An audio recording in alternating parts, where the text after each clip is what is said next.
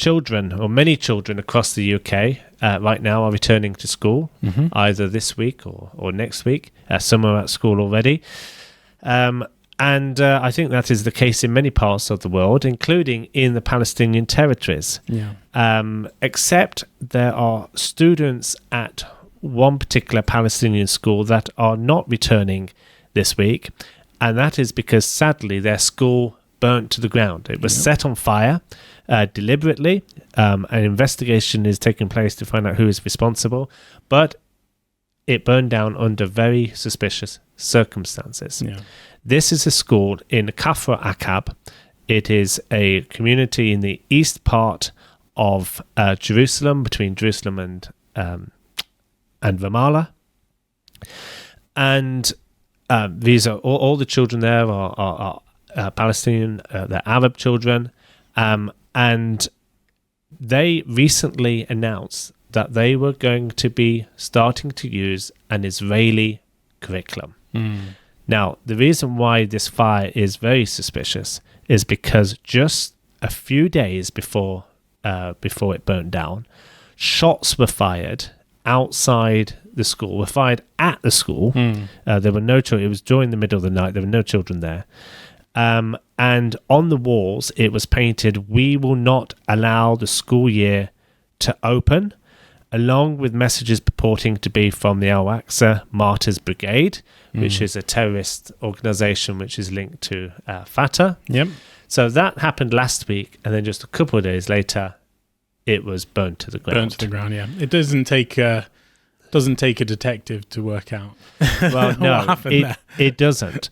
And so the Israeli curriculum is an important part of this picture which is developing, because it is one of an increasing number of Palestinian schools which are choosing an Israeli curriculum as opposed to the curriculum which is authorized by the Palestinian Authority. The Palestinian Authority, even though it is sort of within its jurisdiction, does not approve of this curriculum.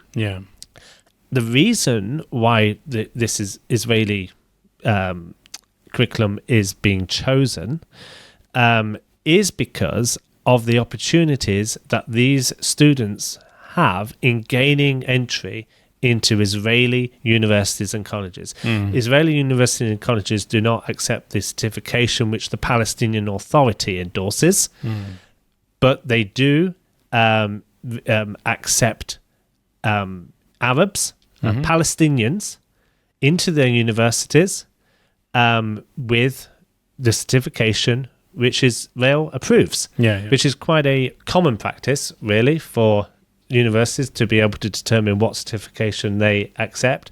But I mean, I think it illustrates also the fact that there is not apartheid in Israel. They accept Palestinian Arabs into universities, but the Palestinian schools are choosing the Israeli curriculum in order to give their students the widest and opportunities that they can. And actually, 18% of Palestinian students, Palestinian children, are using an Israeli curriculum, and that number has increased in recent years.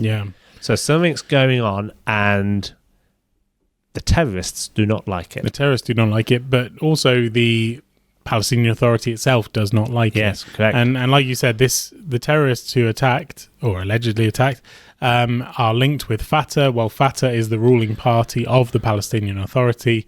They are known as the Partners of Peace, even though they have terrorists linked to them, and those terrorists are the ones probably carrying out the will of the PA in stopping this school from teaching children using the Israeli curriculum. And we know from Palestinian curriculum which sadly the UK actually funds. The UK, the European Union, America, Western countries fund that curriculum heavily through UNRWA, the United Nations Work and Relief Agency. Basically, we are funding a curriculum which is teaching children that the whole of Israel is actually Palestine. They're teaching them about jihad and about all these terrible things.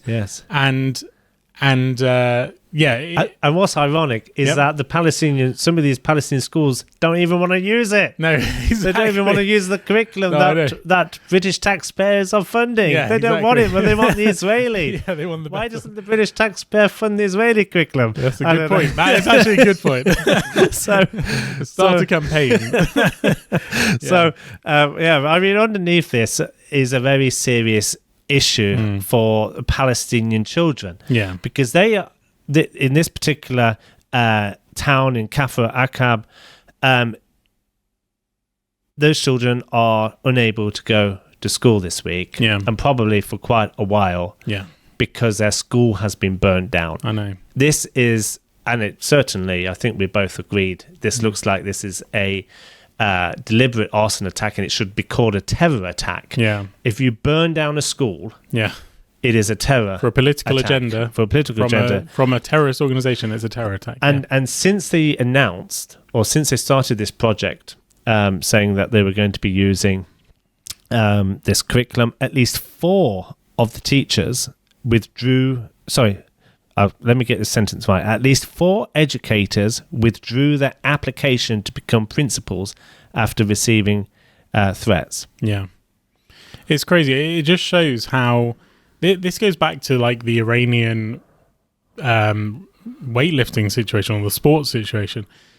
The hatred of Israel is so strong amongst, unfortunately, the Palestinians and the Iranians that they are willing to hurt and harm their own people. I mean, in this case, they are literally willing to damage and destroy their own children's future, their own children's education, their future prospects of going to university in Israel, because they hate Israel more than they love their children. Yeah. That is the bottom line of it. Yeah. They are not, like, there is no way we're going to be seeing peace between Israel and the Palestinians when the Palestinians choose to destroy their children's future instead of recognizing Israel in any way, shape or form. It's just a terrible, sad situation, really. It is. It is indeed. Yeah.